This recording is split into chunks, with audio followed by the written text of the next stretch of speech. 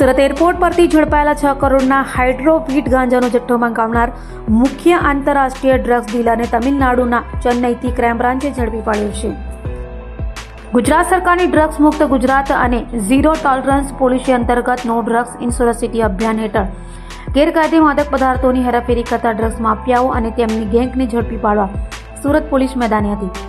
ત્યારે ગત 22મી ડિસેમ્બર 2025ના રોજ સુરત ક્રાઇમ બ્રાન્ચે સુરત એરપોર્ટ પરથી બેંગકોકથી સુરત આવેલી એર ઇન્ડિયા એક્સપ્રેસની ફ્લાઇટમાં આવેલા 2 મુસાફરો ઇકબાલ અહેમદ ખાન અને રાશિયા અબ્દુલ કપૂરને ઝડપી પાડી 6 કરોડથી વધુનો હાઇબ્રિડ ગાંજાનો જથ્થો ઝડપી પાડ્યો હતો.